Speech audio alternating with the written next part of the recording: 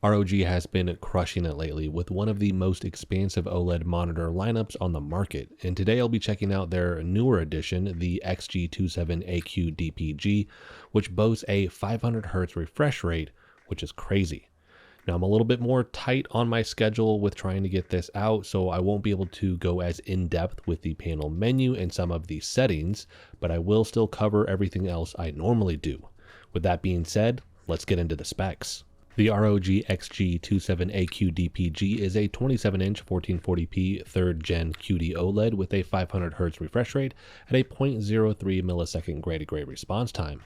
This has a typical brightness of 300 nits, a peak brightness of 1000 nits in HDR. This has true 10-bit color and is VESA certified HDR 500 True Black. This covers 99% of the DCI-P3 color space, 145% of the sRGB color space, has a typical contrast ratio of 1.5 million to 1, and has a delta E of less than 2. 4 ports. This has one DP 1.4 with DSC. This has 2 HDMI 2.1, 2 USB-A Gen 3.2 extension ports, and a headphone jack. For both HDMI and DP, you will be able to hit the 500 Hz here. For physical adjustments, this can raise and lower 110 millimeters, swivel to the left and right 45 degrees, which is the most I've seen on a monitor in quite some time. This can tilt 5 degrees forwards and 20 degrees backwards, and this can pivot in either direction 90 degrees. This also has a 100 millimeter by 100 millimeter VESA pattern if you wanted to mount this. This features a new slim design for the base, which I do like over the previous version, as this one is much smaller, but it does lose the phone holder the older model had. Here I'll showcase this version versus the previous version side by side so you can see the difference. The neck still does keep the 1/4 tripod socket though, like the previous version, so you can mount a camera, mic, or light to this if you wanted to.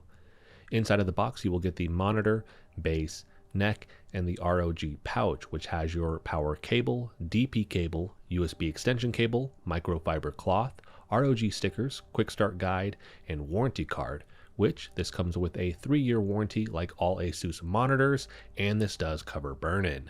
For certifications, this is TÜV flicker free, TÜV low blue light, VESA adaptive sync display 500 Hz, VESA display HDR 500 True Black, AMD FreeSync Premium Pro, and G-Sync compatible. And one last thing I did want to mention is that this has an anti-reflection coating on it. It keeps the nice vibrancy of a glossy panel, but you don't get the same reflection that you find with those panels and those coatings.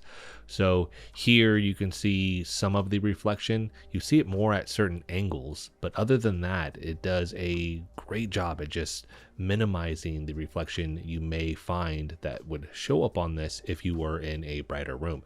Now, if you have a bunch of windows and lights and things like that, this is still going to show up.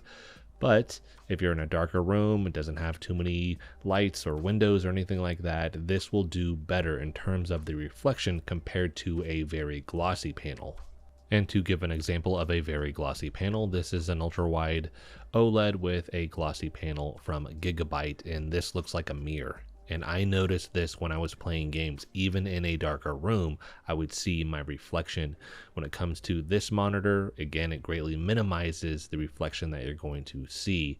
So you won't notice this during gameplay or anything like that. But if you have a bunch of lights directly on it, yes, you will notice that. Shifting over to the panel menu, I won't be able to showcase as much as I normally do here, but I did want to at least showcase what you will find here. The menu button is a single button on the back of the monitor on the lower middle side, and here you will have a quick access button on the left hand side and the power button on the right hand side. That single button is a radial dial, so if you actually push this to the top, bottom, left, or right, you can pull up a quick access menu, and these are changeable in the panel menu. Looking at the tabs that you will find in the panel menu, you have gaming, image, color, OLED care, input select, lighting effect, my favorite, and system setup.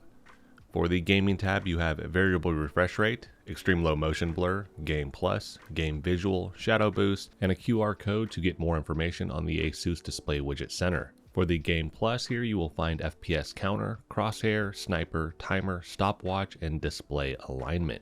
For the game visual, this is all of your picture presets. Here you have scenery mode, racing mode, cinema mode, RTS/RPG mode, FPS mode, sRGB calibration mode, MOBA mode, night vision, and then the user mode. I will say I don't think these are as well calibrated as previous models that I've reviewed in the past, but you do get a lot of adjustments that you will find in the panel menu to tailor these to your liking. And then you have shadow boost, which has off, 3 levels, and then the dynamic shadow boost. Then you have the image tab. Here you will find brightness, uniform brightness, which with these newer OLEDs, they get so bright. It's not as useful as previous early models with OLEDs where they struggled if you put a full white image on screen. This really doesn't struggle as much, but if you do think it is lacking a little bit with the uniform brightness, you still have the option, which I like. Then you have contrast, OLED anti-flicker, and this is the 2.0 version. So if in certain games you are noticing any flickering, you can enable this. I really just noticed this in certain game menus like Horizon Zero Dawn and Dead Space. Then you have the HDR settings, which I'll come back to here in a second. We have aspect control. This does have a 24-inch screen mode that you can enable, and then you can do other settings here as well, like pixel by pixel and things like that. And then you have blue light filter and vivid pixel. For the HDR settings, you have 4 different modes. You have gaming HDR, cinema HDR, console HDR, and then the display HDR 500 true black. You can also enable this to be adjustable. Just keep in mind, and it does warn you, this will affect the PQ curve. So here, if you do enable this, you get to adjust the brightness and the contrast. And then you have the dynamic brightness boost, which from what I've read on this increases the brightness of high average picture level content instead of getting that automatic dimming that you can get with HDR modes. But the trade-off here is peak brightness is going to go down in the lowest average picture level scenes, and this can lead to a reduction in Delta E performance potentially. After this, you have the color tab. Here you will find display color space, color temperature, saturation, 6-axis saturation, and gamma. For the display color space, you have sRGB, DCI-P3, and wide gamut. For the color temperature, I prefer how ROG does their monitors here because they give you the actual color temperature instead of just saying like cool or warm or natural. You actually get these very specific values that you can choose from. For user, you can adjust the RGB values. For 6-axis saturation, you can adjust the RGB values and the CMY values here. And for gamma, you have 5 levels that you can adjust this, going from 1.8 to 2.6. And then we have the OLED Care tab. Here you have screen saver, pixel cleaning reminder, screen move, auto logo brightness, neo proximity sensor, and then the OLED usage info. Now I'm not going to cover all of these in depth in this video. I'm actually going to make a separate video where I just talk about the OLED Care features that ROG has in their monitors, because it is one of the most comprehensive out there currently out of all the monitors that I've reviewed. For the screensaver though, you have screen dimming control, outer dimming control, global dimming control. Pixel cleaning, you see that on any OLED monitor. You also get the reminder, which you can set this to off, 2, 4, or 8 hours. And then you have the screen move. And this is essentially shifting all of those pixels at random intervals. And you can do this in a light, middle, or strong, or you could just leave it off. But with this shifting those pixels, they're not static very long, so you reduce the likelihood of burn-in. And then in the auto logo brightness tab, you have logo detection, taskbar detection, and boundary detection. Most of the things that you're seeing here are just picking up on something that is extremely bright on the screen or is static, and it is either shifting those pixels or trying to reduce the edge of that in terms of the brightness. So again, all of this is just combating this static, very bright image that you may have on screen, so you can reduce the likelihood of burn-in. And then you have the Neo Proximity Sensor. This is really cool. So you can set a certain distance, 60, 90, 120 centimeters, or you can do a tailored mode. And if you enable that, you can set this so that the screen will turn off if it doesn't pick up on your body being at that distance.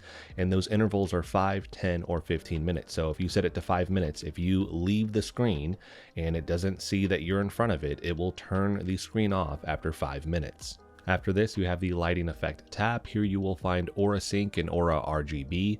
Aura Sync is only available if you have that USB extension cable plugged into the monitor, because then this can be synced with the PC in terms of data, and then using Armory Crate, you can actually set up Aura Sync so all of your lighting is synced up. If you're not going to do that, here for the Aura RGB, you can turn this off.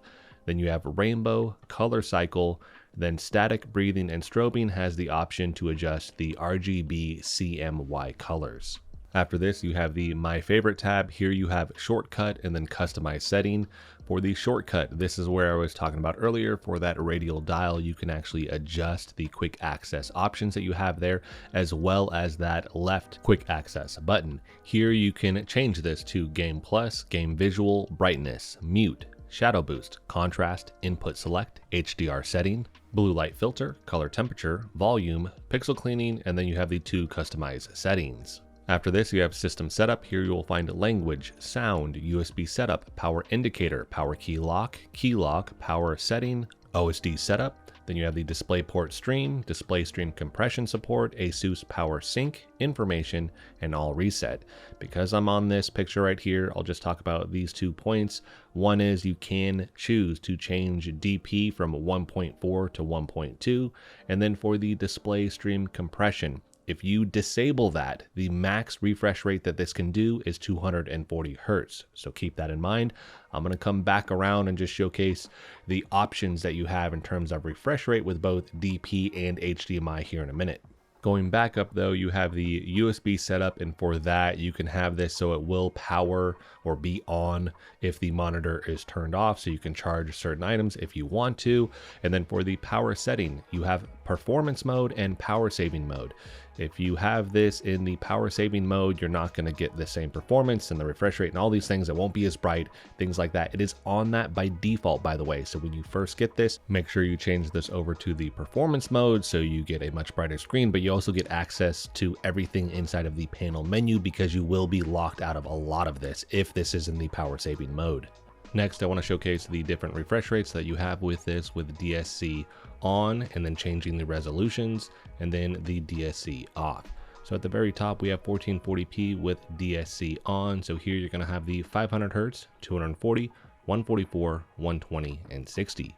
To the right of that, if you turn DSC off, you get 240, 144, 120, and 60.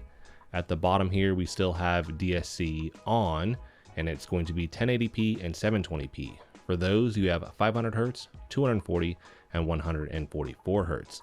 I also did check with DSC off. If you turn this over to 1080p resolution, you will have 240 Hertz and 144 Hertz. Next, we have the results from the SpiderX color calibration tool. This is just to add more information to their specs. So for this, they're talking about color space when it comes to the DCI-P3, which was 99% coverage, and for the sRGB color space, which was 145% coverage. I'm testing color gamut. I will explain the differences here in a minute. Starting with wide gamut though, this covers 100% of the sRGB, 95% of the Adobe RGB, 98% of the DCI-P3, and 92% of the NTSC. That is a very good result there. And then we have the DCI-P3, 100% of the sRGB, 88% of the Adobe RGB, 98% of the DCI-P3, and 86% of the NTSC. And then last, we have the sRGB. We have 99% coverage of the sRGB, 75% coverage of the Adobe RGB, 75% of the DCI-P3, and 70% of the NTSC, which these are pretty typical results in terms of as you go from wide gamut to DCI-P3 and then especially to sRGB, you see the results go down. Wide gamut here is obviously the best. It has the largest coverage for all those different gamuts. And then we have DCI-P3, which is pretty close, but you do see that drop with the Adobe RGB and the NTSC. And then sRGB, I always see this fall off with any monitor because that's going to be more geared towards using that mode specific to a program, Photoshop, things like that, where you have to work within that very specific color gamut or color space. That's when you would use that, but we do see that drop in overall gamut coverage there. And for all of the footage in this video, I am using the wide gamut color space, and this ranks really high amongst all of the monitors that I've tested with the SpiderX color calibration tool. I would say this is definitely in the top 5%. Just to define these really quick though, to help anybody out that is confused between the difference of gamut to color space or even saturation, color gamut, the range of colors that a system can display, reproduce, or capture. It's a 2D representation of the range of colors in a color space and can be thought of as the borders of that space. Color space, a mathematical model that defines how colors are represented in terms of numbers. Each color space has a defined gamut, which represents the specific range of colors it can represent. And then we have saturation. A fully saturated color contains only a single wavelength and is considered the purest form of the color, which you don't see too many companies talk about color saturation in regards to their monitors, but Gigabyte does. So they use saturation.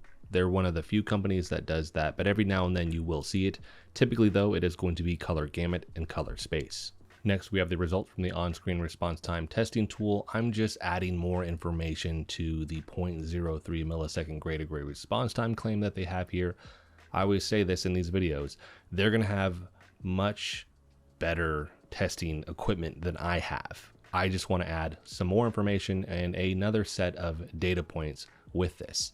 With that being said, am I getting the 0.03 milliseconds even with these gray-to-gray transitions?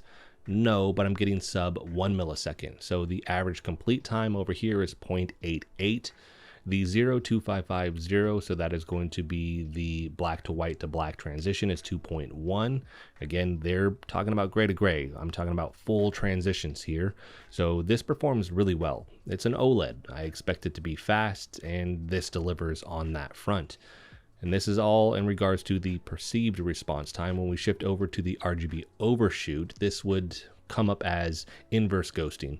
There's a couple values on here, but you don't actually see this when it comes to running a UFO test, for example. Then we have the visual response rating. This is taking the perceived response time and the RGB overshoot. It's taking those numbers, averaging them out, and then scoring them. This is the most uniform I've ever seen this result. This is 98 across the board. It's almost at 100. Like, this thing is incredible. It is really, really fast. You're not going to see any inverse ghosting, and in terms of performance, you're going to be really happy with this because it is insanely fast. And although I don't have a trail pursuit camera, you can still see in footage of this just how crystal clear this is. When you have ghosting, you're going to see that trailing behind the UFO when you're running the UFO test.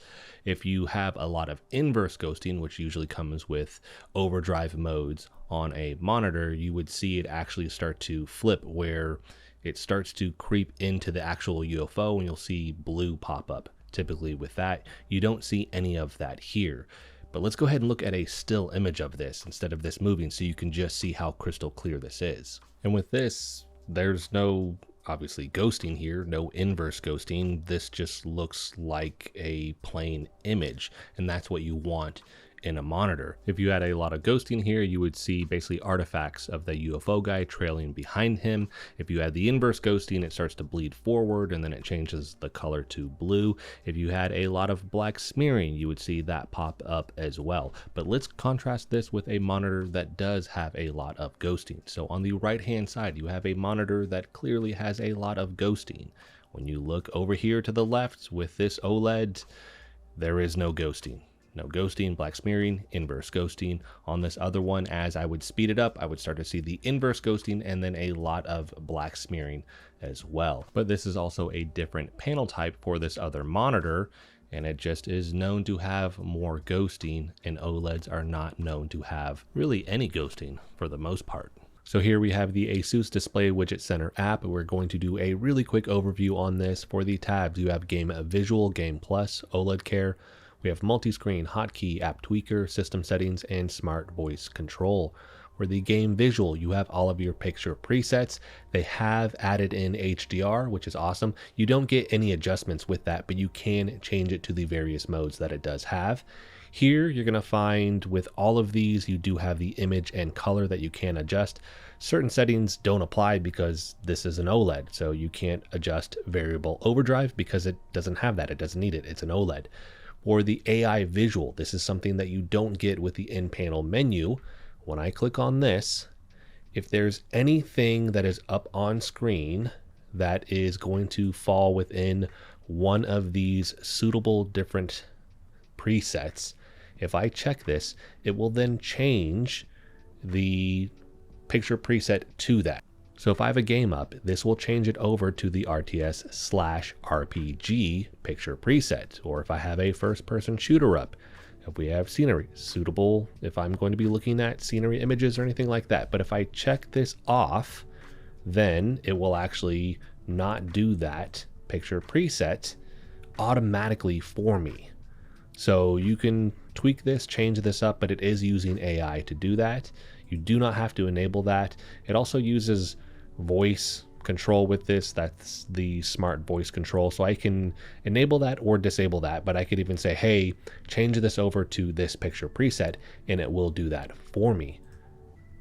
For the Game Plus here, we have crosshair timer, FPS counter, display alignment, and then the crosshair style is going to be down here. Whichever tab you click on within this, you can make those adjustments to that.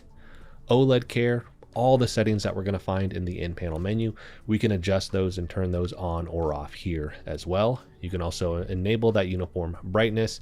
Target mode is one that you do not find in the panel menu. What this does is it will dim the entire screen, but the targeted or pinned window that is pulled up. So everything essentially in the background of that window will dim the brightness. You can still run your pixel cleaning. You can do the screen move. You can set your reminders, anything that you need. For multi-screen, we can do any adjustments here that we want to in terms of a side-by-side or split vertically image with that. I want to pause here just for a second too, because I realized I didn't quite explain this as best as I could. With this is for your PC screen. So right now I can horizontally split this or vertically split this. These other options are not available, unfortunately, but you could see, hey, you could have it so one window is going to have 2/3 of the screen and the other one's going to have 1/3, or you could have 3 windows up, and it shows you those different configurations. This gives you the options to put these different windows in different boxes and have it so it's all set up so you don't have to try to scale and figure that out yourself. It's essentially like a preset. You just click over, it highlights where do you want this to go, you pop it into that box, and then you can set up your screen and have your windows laid out exactly how you want to. But again, this one only has the horizontal and vertical split option with this, which Windows 11 already has this feature built into it, which it has other options that this doesn't have. If this had these multiple options available to you, it would provide more options compared to Windows, which is why you would potentially use it. If you notice also, I haven't talked about picture-in-picture or picture-by-picture because this does not have that feature. So if that is something that you really do need, unfortunately it is not here, which that isn't something I use with these smaller monitors because of the smaller size, but I know that there are going to be some people out there that really do need that feature. Again, it is not here, unfortunately. Hotkeys. If you want to control some of the OSD settings just by using the hotkey, you can do that. But keep in mind some of the things that you do find here. Again, like variable overdrive. This doesn't have that, so this wouldn't do anything. But you can turn this on, and then it just allows you that quick option to make micro adjustments to these settings as you see fit within an app or a game or anything like that. Then we have the app tweaker. Here, you can actually set this up so whichever app, if it gets pulled up, it will then change over to a certain picture preset. This is really cool too. So I can just have it, so all these different apps, instead of using the AI or anything like that, I can set those within this. Anytime I pull up Premiere Pro or a certain video game, it will then just automatically switch over to whichever preset that I've set for the picture here. Then we have our system settings, and then we have the smart voice control. I really haven't messed too much with this. I've looked at just does it recognize the inputs, and I've messed with that a little bit, but I haven't spent enough time with this to kind of see the different scenarios that I would use with this outside of like, hey, change it over to this picture preset, and it automatically does it for me. I do need to spend a little bit more time with this, but this is also going to be in beta, just like the AI visual is. So you may run into some kinks here or there with that, but overall, at least for the AI visual, I've seen that this does a really good job at adjusting this just based off of that AI that it's using to figure out what is on screen. So this is going to be the ASUS Display Widget Center app. And actually, one last thing here, if you click on the user center, there is a little icon where you can bring up your own calibration report for your specific monitor. Next, we have consoles and what you can do with those. Quick overview. For the Xbox and the PlayStation 5 here, you can do 4K, so this will upscale. You do get variable refresh rate, and you can also do the 60 or 120 Hertz at 4K. You can also do that at 1440p and 1080p. And you have the auto low latency mode. That will be for the PlayStation 5 and Xbox Series X. The thing that you lose on the Xbox Series X is this does not have the Dolby Vision, which is a proprietary type of HDR. With the ROG monitors, you're going to find that on the PG series, not the XG series monitors, and that's one of the differences between those two, is that the PG version will actually have Dolby Vision. For the Nintendo Switch 2, although I didn't test it, when I look at the results from these, I can already tell you that it will do the 1440p, it will do 1080p, it will do 4K. You will have the variable refresh rate. In terms of the 120 Hertz, that's where it is a little bit different because the Nintendo Switch only has a handful of games that will actually do that. But you also have the auto low latency mode, and of course you will have access to HDR. So now that I've covered the specs, the in-panel menu, my test results, the display widget center, what you can do with consoles, let's get into what I like about this monitor. I'm going to start with the performance because the 500 Hertz here is the highest that I've had with any monitor to date, next to the 480 Hertz on the XG27AQDPG. This being an OLED, it is crazy fast with the response time, but hitting the 500 Hertz in games will require a very high-end GPU. My 4080 is actually starting to show its age here a little bit as it struggles to get to the 500 Hertz. Now, there are things that you can change and adjust to make this easier, like turning down the graphical settings in a game, but also changing the resolution because 1080p in a fast-paced game on 27 inches looks pretty good. You could go a step further and drop this down to 720p, but at this size it does look quite pixelated. This is where the many settings ROG offers with their monitors does come in handy, because you can actually change this over to the 24-inch screen size, or even drop this down to the 4:3 aspect ratio, and there you will see a performance increase as well. Of course, those may be things that you don't want to do, and if that is the case, you would still be future-proofing with this monitor, at least a little bit, as you wait for that next GPU upgrade that you make. But even if you aren't hitting the full 500 Hertz, this just performs really well across the board because it is an OLED, and so you're getting that ultra fast response time, regardless of whether you're playing at the 500 Hertz or 240, 120, 144. Now, when you drop down to 60, all OLEDs you typically see have an issue with that, so you're actually going to see a lot of blur if you were to run a UFO test. But with this, you have that extreme low motion blur mode. So with that, you have to set this to 120 or 240 on PC, then you can enable that mode. You do lose HDR, aspect control, uniform brightness. There's features that you will lose with that, but it cleans up the image if you're noticing that it's struggling.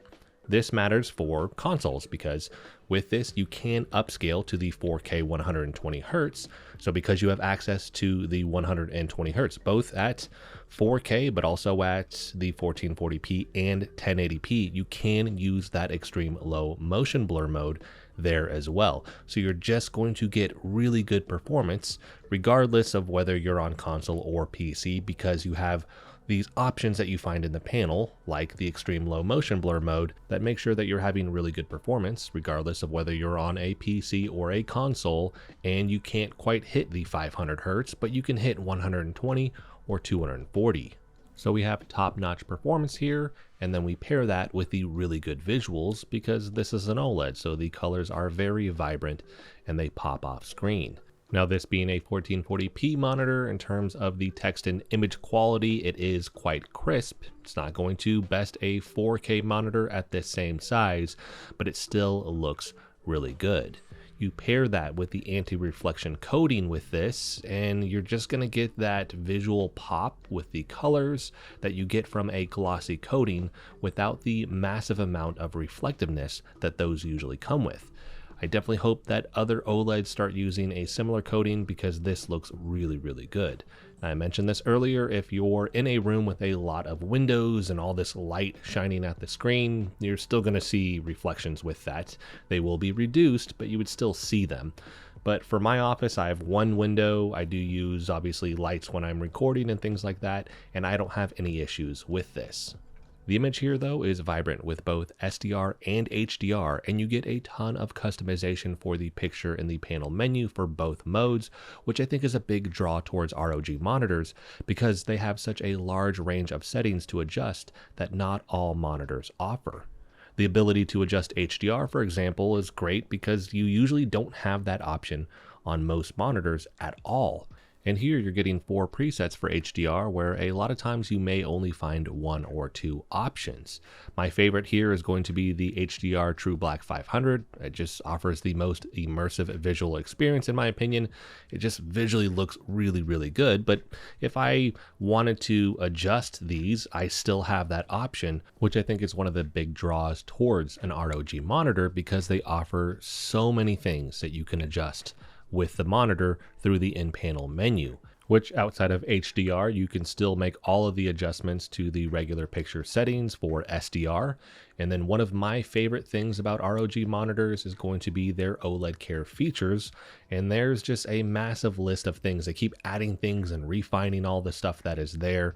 They offer so much more compared to other OLEDs that are out on the market. But here you can customize this. You don't have to leave all of these on. You can turn some of these off. You can adjust the level of the screen move, for example. So you could turn that off, but then they have 3 levels to that. You have the Neo proximity sensor. You can leave that off or you can turn that on. You can do the tailored mode.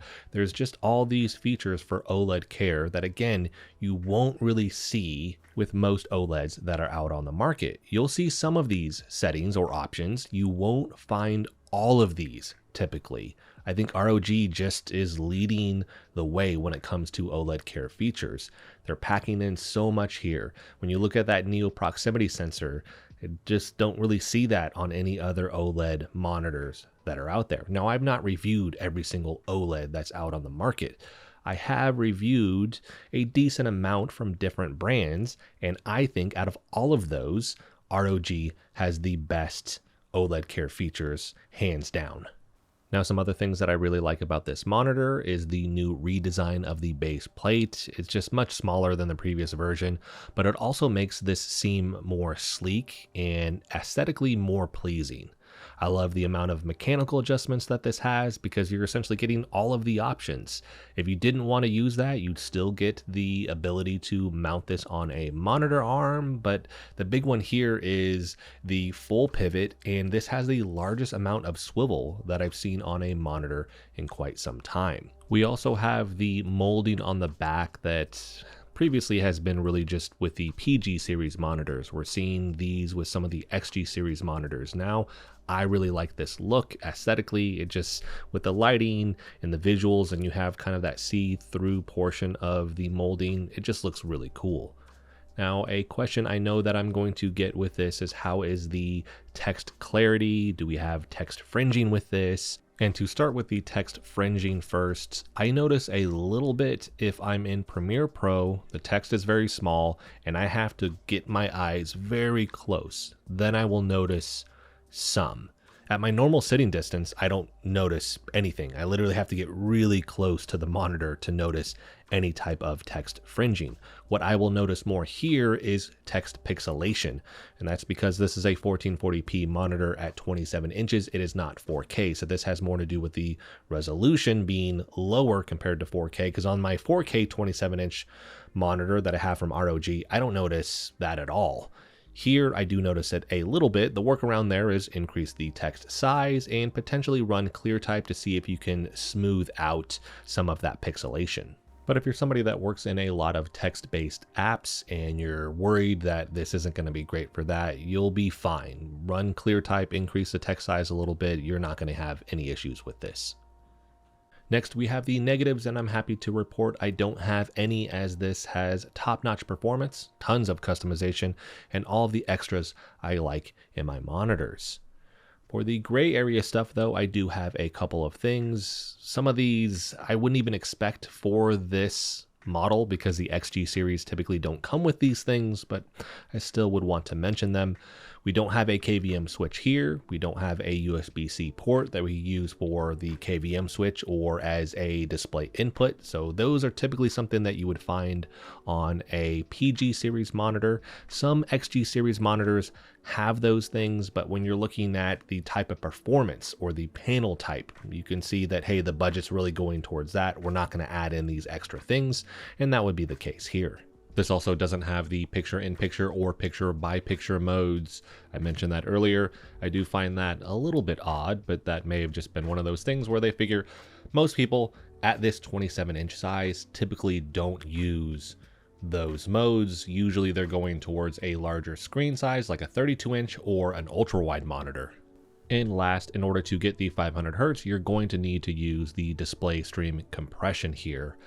I know some people, it's a bigger deal where they're like, hey, I want uncompressed for the higher refresh rates. With this, in order to get that, you're just gonna need to use that. This has the DP 1.4, and with the DP 2.1, I'd have to look. I don't even know if that could technically hit at 1440p, the 500 Hertz, if it wasn't compressed. Visually, I don't notice a difference. I've had two monitors that do have the DP 2.1, and I've played at 240 Hertz uncompressed, and then I've played it with DSC on. I don't visually notice a difference between the two. So unless you really need that, I don't think it's an issue, but for some people, they will want a monitor that has the DP 2.1, so it is uncompressed for the higher refresh rate that they want to hit. Now, the last thing to cover here is going to be the price. This is another Best Buy exclusive, and this is $899, so $900. With this, the comparison to the XG27AQDP is going to be made. That one is 480 Hz. It is not 500. It is a WOLED, not a QD OLED. It has display HDR 400 True Black, not 500 True Black. It has a semi-gloss panel coating, where this one has the anti-reflection coating on it. The PG has the different stand, and with that it has a light that illuminates underneath versus this one that's just going to be flat. And then you'll have some other minor differences, like the PG, the swivel is 30, it's not 45, and little things like that. The price difference here, though, if you can find this with a good sale or discounted price, you can find the PG series monitor for about $990, but that can go all the way up to $1,100. So anywhere from $90 to $190 more. Now, typically PG series monitors have Dolby Vision, but the XG27AQDP does not. So both that monitor and this one do not have Dolby Vision. So that's going to wrap it up for this one. ROG has another incredible monitor on their hands, and I've said this in previous ROG monitor reviews. They have the most extensive OLED lineup on the market right now, and it just keeps growing. I truly think with their lineup, features, in-panel menu options, and OLED care features, they are the top dog when it comes to OLEDs right now. That's not to say all of the brands don't have great OLEDs and a good lineup. I just think ROG is at the top of their game right now with their monitors. I'm going to have a link for this monitor as well as the XG27AQDP if you want to pick either one of those up in the description. If you have any questions about this that I didn't answer in this video, let me know in the comment section. I will make sure to answer that for you there. If you like the video, hit the like button for me as it helps the channel out. If you want to continue to follow along with all my content, hit the subscribe button for me. And as always, thanks so much for watching, and I'll see you in the next video.